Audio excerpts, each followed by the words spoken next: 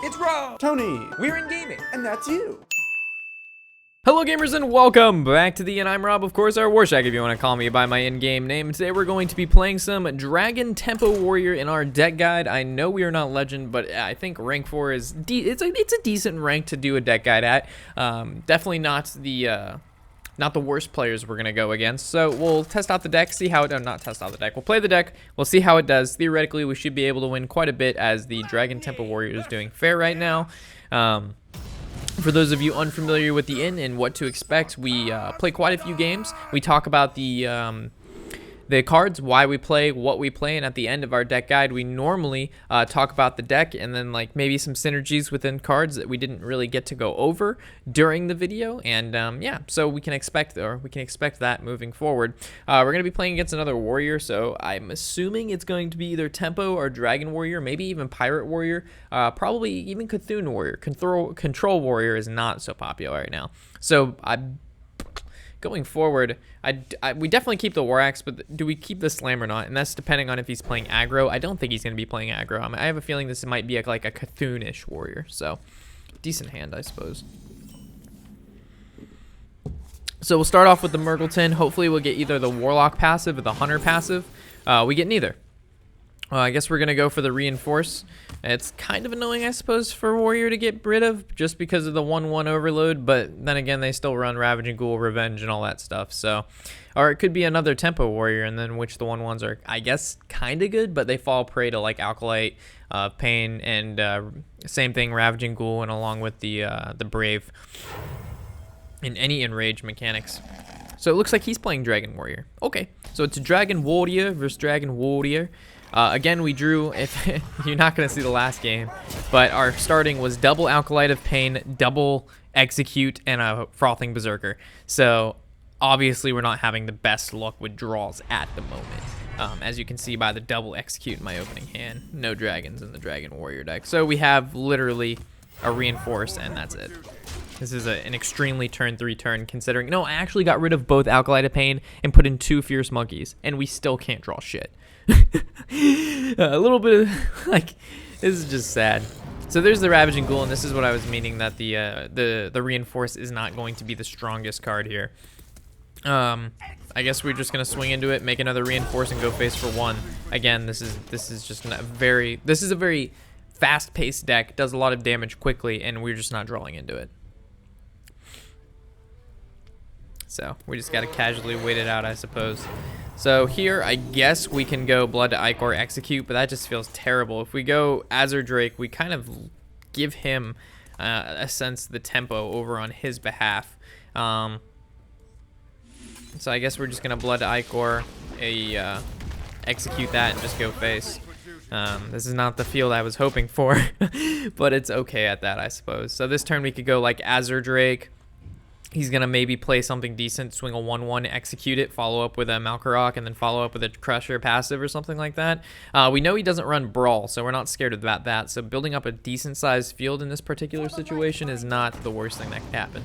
So he does have a Dragon in hand, chooses to, doesn't really matter which one he attacks, we'll be able to get a, oh wow, the Battle Rage. So it looks like he plays Battle Rage instead of the Alkalite of Pain, which is pretty good. Because, Battle Rage normally always gets you at least 2 cards. Alkalite, you know, could only sometimes get you 1.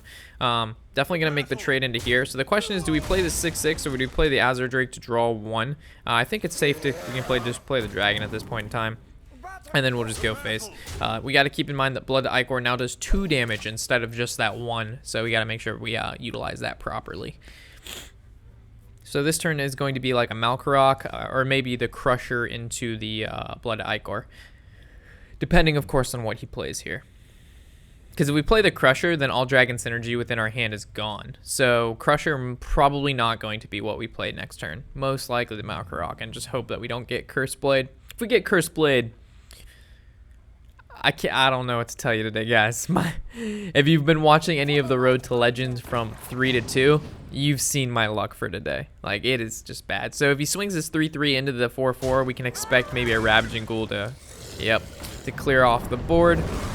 Unfortunately now, we have to keep in mind that our Blood Ichor is not going to do the damage it's supposed to. But we can Malkarok and hope for at least a 2-attack weapon. We got a Doomhammer. Wow.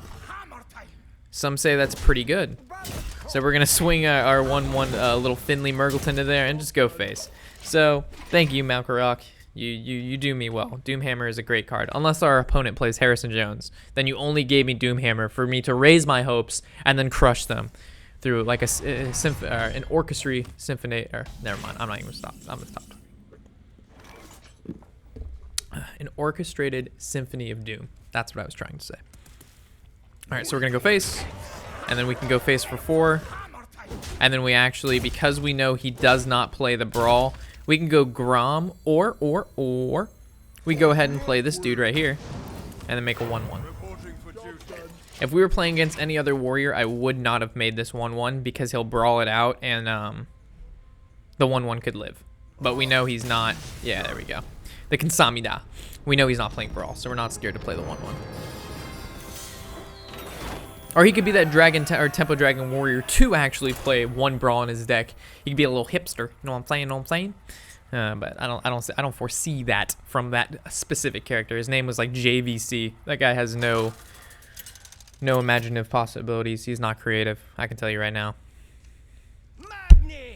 I guess he put Battle Rages instead of Alkalite. That's the cap off of his creativity. All right, so we're playing against a Warlock. We're going to assume it's Zoo. I think Slam and Alexstrasza's Champion are fair. Ideally, we want to draw into a Dragon here because then we could coin out Champion. Now we can actually coin out Axe and still wait maybe an extra turn for the Dragon to combo with the Champion. Execute always making its way to our opening hand. Any comments in the chat, boys? And when I say comments in the chat, I'm meaning comments on our YouTube channel, not actually in Twitch chat. Hi from the Netherlands by Van Den Herk. Hello back from Florida. Congrats on 12K subscribers from Nicholas. Thank you, Nicholas.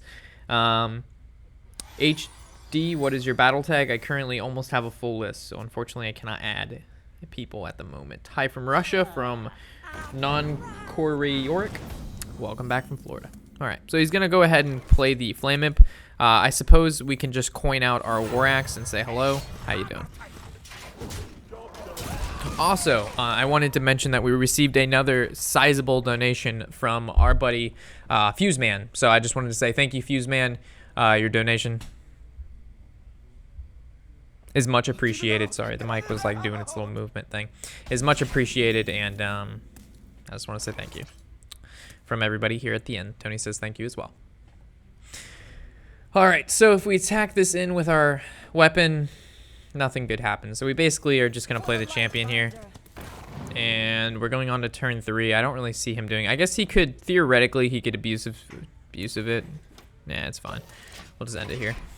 So abusive, like a 2-drop into an abusive Sergeant would be the weakest thing our Alexstrasza's Champion is, or to this 1/1 at the moment. So it looks like he uses his passive, still could be the abusive Sergeant, top decks the abusive Sergeant to kill off our Alexstrasza's Champion. He's a god. So we're going to go ahead and play the Berserker, which was a really sizable top deck for us. Kill off his 2/1, and then now he just has a 1/1. So theoretically, if he has Power Overwhelming at the moment, he'll definitely Power Overwhelming the 1/1. But then he might have, I guess he can Councilman. So Power Overwhelming Councilman is his best play. Of course, has the best play he could possibly make. Nice, nice. So now, on our end, we could save the Slam and go Blood to Ichor, Execute, because Blood to Ichor actually allows us to summon a creature, as the Slam does not. So next turn's like Azure Drake, hopefully it lives, and then we can double Slam. His past 2 turns, Tony, have been insane. Top decks the abusive to make the trade, and then he had 4 mana, and I'm like, best move he could do is Power Overwhelming, kill a Berserker, and then Councilman. What does he do? Power Overwhelming and Councilman. Does he really? Yeah. He dropped Councilman. So now if he picks up another creature like Voidwalker and it pings our 2/1, all right, not too bad there on his behalf. So the Dragon here is nice. Theoretically, we could go like Slam, Slam, and then this just dies to that. If we go Azure Drake, it allows us to draw a card and it fills out the curve a little bit better. So I think that's what I'm going to do here. And then because we know the Knife Juggler, whatever he plays, is most likely going to... I guess we could hold this, but if we swing into there, it's at... Yeah, I think we just hold it. Blackwing is activated next turn, though. Blackwing is an activator next turn, but it's... I don't... It's also off curve. Him leaving the Knife Juggler up is just so bad because now he can play 2 or 3 creatures, make an easy trade with the Azure Drake because it'll ping this. You know it's going to kill the 2/1. Oh, and then we basically just kill 1 creature a turn because this deck isn't meant to sustain... Like... the turn that he was able to kill off our Alex Justice champion and then kill off our Berserker were like core turns that we did not want to happen. So here, we could actually slam Elite, kill this. This is at 1 HP, and we know that Warlocks do not have a great way to deal at 1 HP. Or we could just Blackwing Corruptor this, but then that leaves still 2 creature which contest the Corruptor. I mean, he could have Mortal Coil too, that's a thing. So it's... I really like... Yeah, we're just going to kill the Knife Juggler, play the Elite, and we're just going to assume he does not have a Mortal Coil. I mean, not many Zoo players play Mortal Coil at the moment. It's not a popular card. It's not hip, it's not hop, it's not now. It's like casual tech. Yeah. Casual tech. It's casual tech. See? Ooh, hit him with the 9. Gormok. So we actually can kill this Gormok with a slam and then casual Corruptor. It's not a serious Corruptor yet. Chill Maul is indeed a card. And it does deal 3 damage to everything on board. But, I mean, theoretically, that Corruptor doesn't puts... do anything either, because... Well, yeah, because he's going to swing, and then this is still going to be alive. But if we Corruptor this, slam this, it's basically the same thing. But 2 cards stay alive, but he couldn't kill them anyway. And this way we get to draw. So I actually like this a little bit more. I wield the power. Right. Because now he can't kill like this with the current cards he has out. If we play the Chill Maul, he's going to kill Chill Maul, and he's still going to get a 1/1 on the field at least. We also haven't drawn into Ravaging Gould, and he also hasn't Googly-Eyed Octopops yet. So if he decides he wants to somewhere in the future Googly-Eyed Octopops, we've got Googly-Eyed Octopops For those Destroyer. of you who don't know what Googly-Eyed Octopops is, if you're new to the inn, that is Rob's way of saying forbidden ritual. Yeah. Yes. All right, so War Axe, but now we can't kill this unless we use this, which we can. So we're gonna do that. So this is gonna go here. This is going to go here. This is gonna knock this down to 4 HP. We're gonna swing into there, and then we're gonna use our passive. This is fun. And now again, he's gonna probably, of course, tap, and then we have the Chill Maul, which we couldn't play the Twilight Guardian because we need a dragon in our hand. And we couldn't leave the Councilman up. There's no way that card stays alive. Why do his cards look bigger than yours? See this? Why does that look massive compared to that? I think you're just seeing things. Maybe. Blackwing Corruptor is a nice card to have here because we can Blackwing Corruptor this. We also can go ahead and play the Guardian here. Do you find a reason not to? This is a good chance we're going to the dragon anyway. And then we'll just swing into this just so we can't power overwhelming this or Abusive Sergeant or Dire Wolf or whatever bullshit card he's going to whip out of nowhere and just fondle our feathers with. Easy. Our dragon skin or dragon scales or whatever the thing. This guy doesn't, he just has scales on his forehead. Where are the rest of his scales? Yeah, he's got one. What a shitty dragon. Your dragons have scales and this guy has none. There's the Googly-Eyed Octopops. Easy. There, we drew him to a dragon. Death to the I Pass all the time. Twisting Nether. I stay taunted. What if he twisting nethers? I'd be quite upset. Tag him the 8-drop twisting nether into. Is that So still, theoretically, he could go Dire Wolf. is that still around? What, Nether? Twisting Nether? Yes, Reno Warlock. So he has a power overwhelming.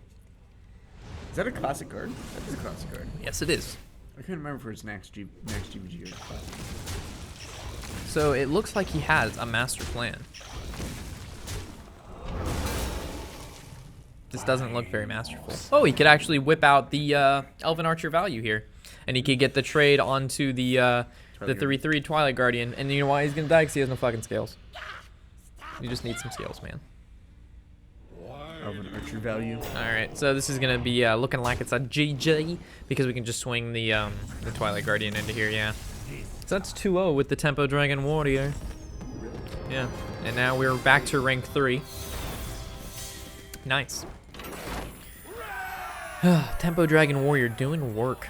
So theoretically, in our deck guide, what we do is we play 3 in a row and we win all 3, so we're 2 wins. So we just need to win 1 more, and then we'll discuss the deck and the synergies we may not have gotten to. But so far, so good, right?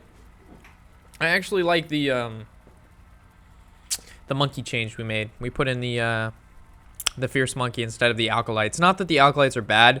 It's just in the sense that this deck is quick enough to the point where you don't necessarily need a ton of draw. No Battle Rages, no Alkalites. No card draw besides Slam and Azure Drake. I know, but you also have Murgleton. Murgleton can get you 2 Azure Drakes, yeah, and 2 Slams, yeah. Yeah, it's a very fast-paced deck. You don't really need a ton. All right, so I like the Elite. I like the Blood. I like the War Axe. But the Elite can actually... The problem is, okay, so if we get rid of the Guardian and we keep the Elite and we draw Alex Strauss as champion, we should have kept the Guardian. But the problem is if we keep the Guardian and don't draw a Dragon, it's just as bad.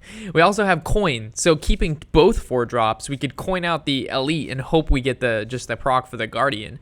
Because we have the 1-2 and then coin on 4s. So I actually don't mind this hand at all. This seems like a weird hand to keep, right? We're playing an aggressive deck. Why are you keeping double 4-drops? But it's because we have a 1-2 and then we coin on 3 into double 4. So it's actually not too bad. So his starting is either going to be Fiery Bat or the Elite. Looks like he went with the Secret here. So that's pretty interesting. So we can actually coin the Berserker, because on next turn we have the War Axe into Blood to Ichor. So we'll coin Berserker because we still have a decent turn 3 play. And if it's Freezing Trap, I really don't mind the Berserker going back to my hand. It doesn't make the difference. Unless he has the Eaglehorn Bow here. Huffer's bad. That's fine. Because then we can Blood to yeah, it's fine. So, as long as it's not Explosive Trap, which I really don't think it is, we can go ahead and swing.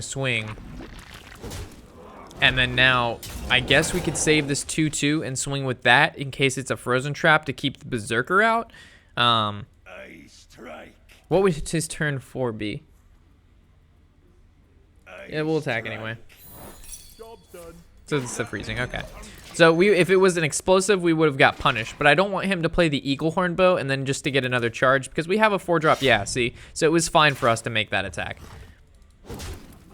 And we have the dragon now, so we can go ahead and Twilight Guardian, and it's all okay. And now we just continuously apply pressure until he loses.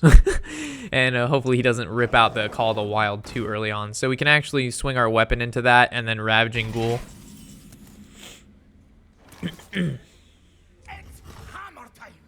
So we go ahead and swing.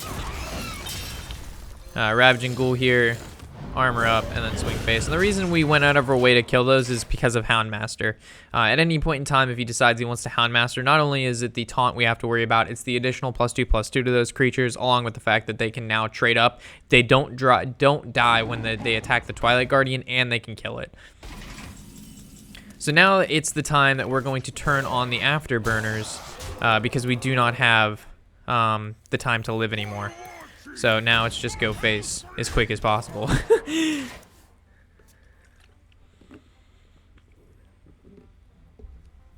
We needed an execute to deal with this Savannah Highmane, and we just didn't draw it. So if he decides he wants to Houndmaster this Savannah Highmane, we're in a bit of a pickle with Dick. But hopefully he just doesn't have what he needs to succeed here, which it looks like he does. Okie dokie. So execute's nice. Blood to Ichor's nice. Blackwing Corruptor's pretty nice. I wield the power of blood. The problem is now he calls of the wilds and we lose. He was able to withstand our attacks early on, you can say. So if he call the wilds here, there's going to be little to nothing we can do. So he's going to kill command. He doesn't have it. If we do play the oh boy. This is a great card for the Tundra Rhino with the Call the Wild. It's good. Good stuff. We can Malkarok into a Gorehowl. So, I suppose we could Twilight Guardian into the monkey. Any other play, like we could play the 9/9, but it gets deadly shotted, which is really bad. Oh, it has charge, that's right. Okay. Ouchies. So we can assume this is going to be another frozen trap, because if they're going to play a secret, it's either double explosive or double frozen. We can go ahead and attack. Well, if we attack into this, we're at 5. This is 2. That's frozen. I guess we can draw. I guess we could have drawed before, but it doesn't really change anything. We swing into this. We armor up, and then hopefully we live another turn, and then we can get the Gore Howl, and then swing. I don't know. It's a stretch. It's a stretch. This was a rough game. Yeah, Call of the Wild. That's it. Hunter's always a tough matchup against Warrior. It doesn't really matter if they're mid-range in the Zoth or face. It's just a Hunter. That Call of the Wild card, guys. It's insane. You guys know that. You've seen me. You've seen the struggle when we play Control Warrior against the mid-range Hunter. It's just double. They're actually only playing one Hound, or what is it called? Savannah Highmane now, but Savannah Highmane on 6 and then like Stranglethorn Tiger on 5 is such a difficult combination of cards to defeat. Because not only is the Stranglethorn Tiger going to live that turn, the Savannah Highmane has that insane death rattle. I think keeping 2 War Axes is a bit too much, but 1 War Axe is always welcomed. This is not the opening hand we're looking for here. The War Axe is fine. The Blood Ichor is okay, but our bigger drops in the deck is not okay. There's only 3 big drops in the deck. That's Chill Maul, Mal, and Hellscream, and those are not cards we want off the bat. But this is still okay. We War Axe, we play it into Monkey. We Monkey into maybe we can get about playing another 3-drop and Blood Ichor. Not sure what type of Warrior this guy is playing yet, due to the fact that he's had relatively the same start as us. We can go Monkey and end. I'm not really scared of Mystic Swampoos, or he would have already played it. Alright, so he's playing Cthulhu Warrior, which is fine. So we can actually just go ahead and play our Monkey and then use our War Axe to kill off his 2/1, because if we don't use the War Axe to kill off the 2/1, then the 2/1 can kill the Monkey. Because he just swings War Axe 2/1, kill Monkey. But always attacking a 2/1 with a weapon never feels good. So he's going to shield block. Maybe we'll see a shield slam. And then we get a... Yeah, there's the shield slam. And then now we can play the Azure Drake, which will still live against the War Axe. And we still get to draw 1, which means if he does decide to use a spell on this, it's automatically a 2-for-1. But we're not going to be able to outvalue the Cthulhu Warrior for long. His turn 5, maybe be the 4/2 with Divine Shield. 3-drop, maybe nothing. We do know he runs Brawl, so we have to be careful about that. So we'll swing, and I guess we'll just Guardian, armor up, and just end the turn here. I doubt he's going to Brawl onto 2 cards. He could, though, but I doubt it. I see like maybe like a bash onto the 3/6 swing weapon. So there's the Cthulhu's Chosen. So we're just going to slam that.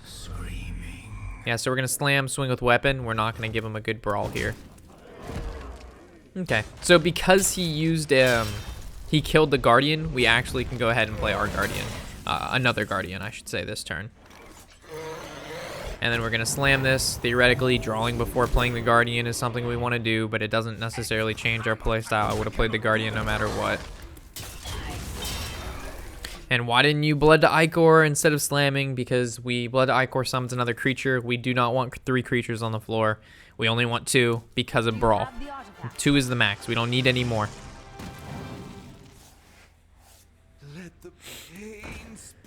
Okay, so what do we got going on here? So if we Azure Drake, Blood to Ichor actually kills the Acolyte of Pain.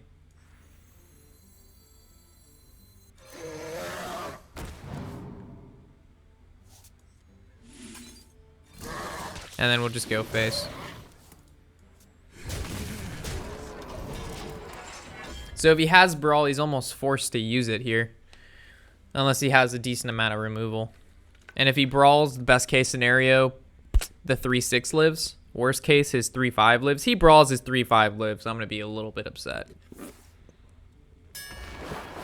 All right, please game, do not fuck me over.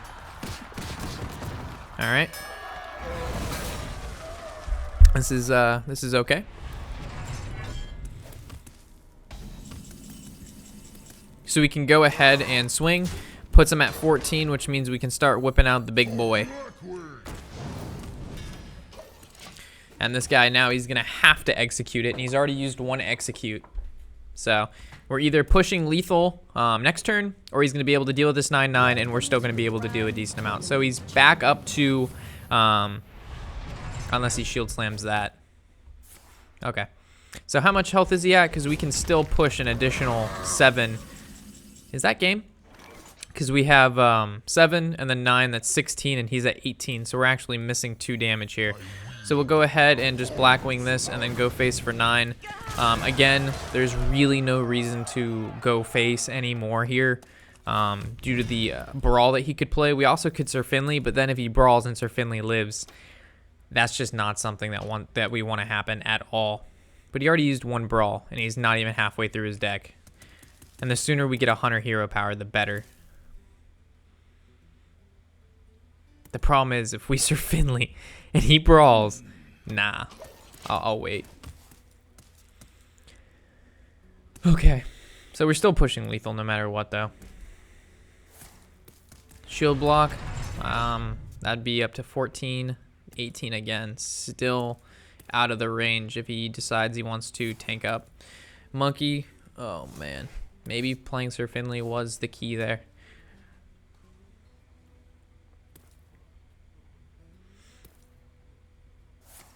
Slam into more draw. The fact that he slammed tells me he's going to probably revenge. War Axe. Now he can't. Why would he do this? Because now he can't tank up and we just win. Because he's at 9. Oh, coin tank up? But then we still just charge out the elite. How would he not see the elite coming? We're playing, I don't know, guys. People at rank 3, they play around. You guys play around the strangest thing at this rank. Like, you'll play around, like, I don't know. It's very silly. Why wouldn't you just, I mean, I guess if you had nothing else, I guess. It's either you have it or you don't. But you didn't see a single elite the entire game. You haven't seen Grom. Like, there's a lot of cards he hadn't seen yet, so. Anyway, we went 3-1, not too bad. We'll talk about the deck and kind of why I put in what I put in. Okay, so double blood to Icor. This synergizes well with the execute, of course, along with the Azure Drake. As you saw, double Azure Drake makes us do 3 damage, and then if it doesn't kill the creature, of course, summon the 2/2. It can be used aggressively. It can be used on your Hell Scream. It does very well against any early to mid-range deck. Definitely very nice if you're playing against, let's say, a Shaman. They decide they want a Totem Golem on turn 1, then you like Blood to Icor or Fiery War Axe, and it's just GG. Double Execute. This is basically your only removal in the deck. If we've noticed, the Tempo Warrior does exactly the same thing. Doesn't run the shield slams, just the executes in this situation here. So this is basically, you know, your bread and butter in the case of removal wise. Nothing really past that in the deck. You're just going to have to trade in with creatures if you don't have the executes. Your Sir Finley to Murgleton is like your other route to changing your hero power, because you don't really need the tank up. I mean, depending, maybe you're playing Hunter or against Zoo and the armor is worth more than, you know, the additional hero power it could grant you. But most of the time when you Sir Finley Murgleton, you're looking for maybe the Hunter hero power, the Warlock hero power for the additional card draw, and maybe even sometimes the Mage hero power, because to be able to deal 1 damage to anything on the field is very useful against some particular classes, such as Zoo. The War Axe, this is a staple in this deck. You can't really change that whatsoever. Your Slam, again, works very well with your dragons, especially the Azure Drake. It's also kind of your cycle. We're not running Battle Rages, and we're not running Alkalite of Pains. I've changed those. If you're looking to play Battle Rage or Alkalite of Pain, you can take out the Fierce Monkey for it. But because of how much aggro and how much Hunter's on the ladder right now, I've stuffed this deck full with a good amount of early game. Like, if you look at our 3 drops, we are stacked. Alexstras's Champion, it's kind of what carries the Dragon Warrior in the early game. The ability to play a 2-drop 3/3 with charge is absolutely insane and a staple. The Fierce Monkey, we've already been over what replaced, or what we what we took out to put Fierce Monkey in if you're looking to go back to the Battle Rage / Alkalite build. The Frothing Berserker, this is a card that will win you a ton of games. Its ability to just keep growing with value, keep growing with attack, which generates value. Because if you're able to, take out 10 HP due to your synergies with Blood Ichor and your Ravaging Ghoul, and they're going to have to either waste one of their huge CC spells or maybe trade off one of their bigger sized creature. But Frothing Berserker is just such a great card. Ravaging Ghoul is really good against Zoo and any other, like I mentioned, aggro-based deck. The ability to deal 1 damage to everything on the field synergizes well with, again, the Frothing Berserker.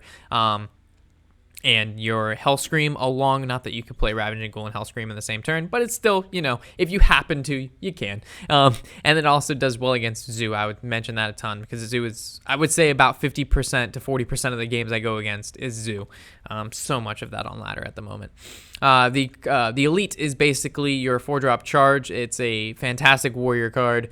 Its ability to either make a trade when you play it on 4-drop because of the charge, or just to deal at least 4 damage immediately, like we saw in that last game, to be able to kind of wrap up the game. It's very important. The Twilight Guardian is your mid-range dragon card. Because of how many dragons we have in the deck, normally you're able to play this guy without, having to worry about if he gets that +1 attack and or taunt. The Azure Drake is more cycle, counts as the dragon, gives you spell damage +1. We are running a good amount of spell damage cards, whether it be Slam, Blood to Ichor, things like this. The Draconoid Crusher, this is interesting, right? This guy actually wasn't played at all until recently, and it's only in this deck will we see the Draconoid Crusher. And really interesting card. It's one of those cards, if your opponent is less than 15 health and you play the Crusher like we saw in our last game and they don't kill it, you're most likely going to be winning the next couple turns, because 9 damage, that's just so much. That's almost a third of someone's health, and only a 6-drop. So insane card, and is also a dragon himself. The Chill Maul is basically your aggro destroyer. Because there's no Brawl in this deck, I was like, all right, well, what card could we play that kind of is similar to Brawl in a sense-ish? Is a dragon and is a decent body, and Chill Maul kind of like works well with me. Again, you don't have to play Chill Maul. You could play a different card if you'd like. I'm not sure what dragon you change him with. Not that you even have to change him with the dragon. You can change him with more card draw, but I like the Chill Maul because if I'm playing against, let's say, a Shaman, a Zoo, a Hunter, and they fill up the board and I can't deal with it, you drop the Chill Maul. And because we know there's not much silence out anymore because Ironbeak is gone, most likely Chill Maul is killing at least 3 creatures. The Malkarok, like we saw in the game previously, it gave us Doomhammer, which is quite nice, but sometimes it gives you Cursed Blades. You're just going to have to hit or miss with it. Most of the time, you'll get a decent weapon from the Malkarok, but sometimes, guys, it's just one of those games. You're inevitably going to get Cursed Blade at some time. So you just kind of have to stick out those games. And Hellscream is basically your end game kind of finisher. You Hellscream, and then you combo that with Blood to Ichor or Slam or something of the sort to be able to trigger his ability to enrage and deal 10 damage in 1 turn. So hopefully this kind of summed up the deck. Its playstyle is very similar, like we've seen, to the Tempo Warrior.